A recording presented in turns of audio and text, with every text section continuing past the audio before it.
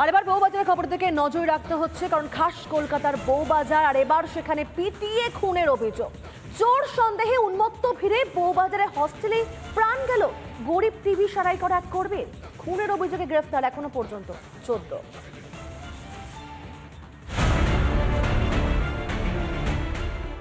चोरी किया नहीं है, चोरी नहीं किया है सर, पति चोर नहीं है, चोरी नहीं किया है। औदा कोई मिल के मारा है, उसको सजा मिलना चाहिए।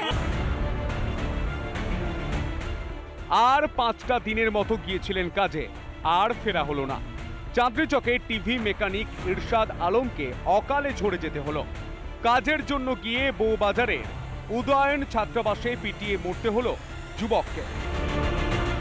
মুচিপাড়া থানা এলাকার এই ঘটনায় এখনো পর্যন্ত 14 জনকে গ্রেপ্তার করেছে তদন্তকারীরা, যার মধ্যে 2 জন প্রাক্তন স্টুডেন্ট এবং 12 জন বিভিন্ন কলেজে পাঠরত স্টুডেন্ট। তাদের এগেনস্টে খুনের ধারায় মামলা রুজু হয়েছে এবং অপরাধমূলক ষড়যন্ত্র আন্ডার সেকশন 120B এই সেকশনে মামলা রুজু হয়েছে। শুক্রবার সন্ধ্যায় হোস্টেল চত্বরে যখন এই ঘটনা ঘটে, তখন পুলিশ কার্যত নির্বিকার ছিল বলেই অভিযোগ উঠেছে। बहुत परेशान था कि 10,000 रुपये जल्दी से लेके आइए वरना ये लोग मुझे बहुत मारेगा। हम मतलब कंटिन्यूसली पूछता है कि क्यों मारेगा, कौन मारेगा, ये रीजन नहीं बता रहा, बस जल्दी से लेके आइए। कहाँ पे? बऊबाजार हॉस्टल पहुंचा तो पुलिस भी था, आधा घंटा तक नहीं खोला। मुचीपाड़ा थाना पुलिस का था, बऊबाजार थाना का था। आधा घंटा तक आर्ग्यूमेंट करने के बाद, बहुत मतलब झगड़ा करने के बाद जाके গোটা ঘটনায় 14 জনকে গ্রেপ্তার করেছে পুলিশ। ধৃতরা প্রত্যেকেই মেধাবী ছাত্র। গুজবের বশে কিভাবে একজনের প্রাণ কেড়ে নেওয়া যায়। একে মাথায় ইনকাম করে, ওই সব কিছু করে। আমরা তো কিছু করিনি কো, আমরা গরিব লোক আছি।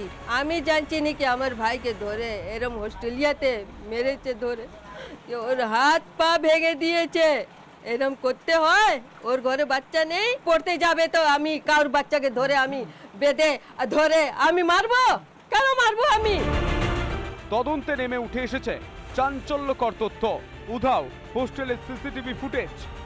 যেখানে ঘটনা ঘটেছিল, অর্থাৎ হোস্টেলের ইনসাইড যে সিসিটিভি ক্যামেরা, সেই সিসিটিভি ক্যামেরার ফুটেজ ডিলিট করে দেওয়া হয়েছে। প্রায় আধ ঘন্টা থেকে 35-40 মিনিটের ফুটেজ ডিলিট করে দিয়েছেন। কে ডিলিট করলো, কারা ডিলিট করলো, এই বিষয়টা জিজ্ঞাসাবাদ করে জানার চেষ্টা করছেন তদন্তকারীরা। ভিডিও জার্নালিস্ট পিনাকি নন্দীর সঙ্গে সৈকত, রিপাবলিক বাংলা, কলকাতা।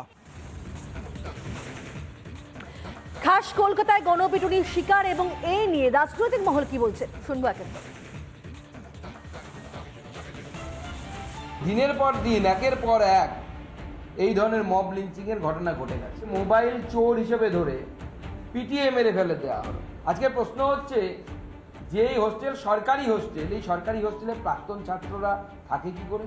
কে দেখে এই হোস্টেলগুলো? চালানোর দায়িত্ব কার?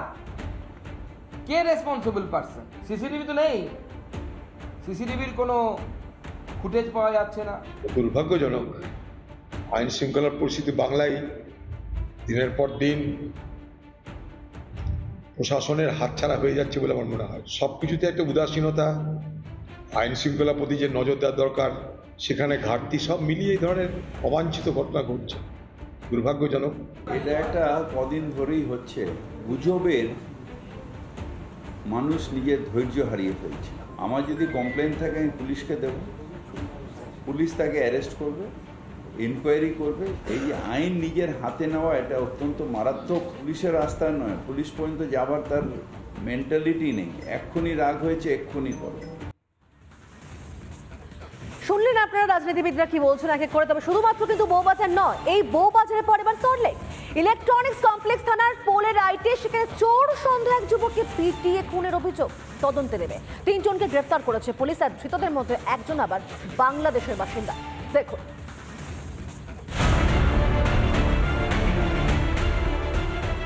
বউবাজারের ঘটনার 24 ঘন্টা কাটতে না কাটতেই সল্টলেক ফের মোবাইল চোর সন্দেহে গণপিটুনিতে যুবকের মৃত্যুর অভিযোগ। মোবাইল চুরির অপবাদে এক যুবককে পিটিয়ে মারার ঘটনা ঘটল সল্টলেকের পোলেনাইট এলাকায়। ঠিক এইখান থেকে কিন্তু পালাতে চেয়েছিল ওই যুবকটি, অর্থাৎ যিনি মোবাইল চুরি করেছিলেন বলে অভিযোগ, তিনি এই জায়গা থেকে পালাতে যাচ্ছিলেন। এখানে ধস্তাধস্তির ছবি রয়েছে, পরে রয়েছে জুতো। এবং যেটা হচ্ছে যে এই যুবক যার নাম প্রসেন মণ্ডল, তিনি কিন্তু সল্টলেক ইলেকট্রনিক কমপ্লেক্স থানা এলাকার পোলেনাইট এলাকায় তিনি কিন্তু থাকতেন তার দিদার সাথে। পুলিশ সূত্রে খবর, প্রসেন মণ্ডল নামে ওই যুবককে মোবাইল চোর সন্দেহে মারধর করা হয়, সেখানেই মৃত্যু হয় যুবকের। আইন যারা হাতে নিয়েছে, পুলিশ যথাযথ ব্যবস্থা পুলিশ বুঝবে, মানে পুলিশ নেবে। এই ঘরটায় থাকতো, হ্যাঁ, ওর দিদা আর ও থাকতো। ওদের এমনি অবস্থা খুবই খারাপ, মানে সেরকম অবস্থা লোকের কাছ থেকে ভিক্ষা করে নিয়ে চলতো। ঘটনায় 3 জনকে গ্রেফতার করেছে পুলিশ। ধৃতদের মধ্যে একজন বাংলাদেশের বাসিন্দা।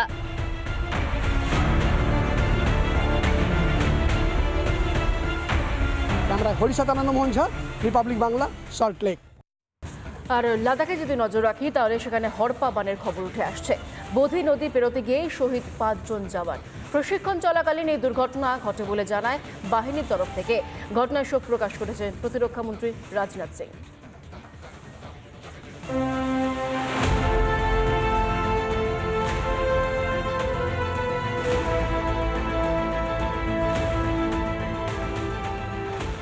লাদাখে মর্মান্তিক ঘটনা, শহীদ সেনাবাহিনীর 5 জওয়ান। শহীদ জওয়ানদের মধ্যে একজন জুনিয়র কমিশনার অফিসারও রয়েছেন। সেনাবাহিনী জানিয়েছে 28শে জুন লাদাখে দুর্ঘটনাটি ঘটে। শুক্রবার রাতে প্রকৃত নিয়ন্ত্রণ রেখার কাছে চলছিল প্রশিক্ষণ অভিযান। T-72 ট্যাঙ্কে নদী পেরোনোর চেষ্টা করছিলেন 5 জওয়ান। আচমকা নদীর জল বাড়তে শুরু করে, কিছু বুঝে ওঠার আগেই সব শেষ।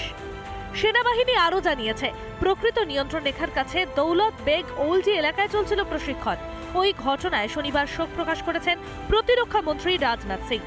সোশ্যাল মিডিয়ায় তিনি লেখেন, লাদাখে দুর্ঘটনায় 5 সাহসী সেনা জওয়ান শহীদ। ঘটনায় আমরা বেদনার্ত। দেশের জন্য এই সেনা জওয়ানদের অবদান ভুলব না। তাদের পরিবারের প্রতি সমবেদনা জানাই। গোটা দেশ তাদের পাশে রয়েছে। গত মাসে দৌলত বেগ ওলদি এলাকায় ট্যাঙ্ক রিপেয়ার ফ্যাসিলিটি তৈরি করা হয়।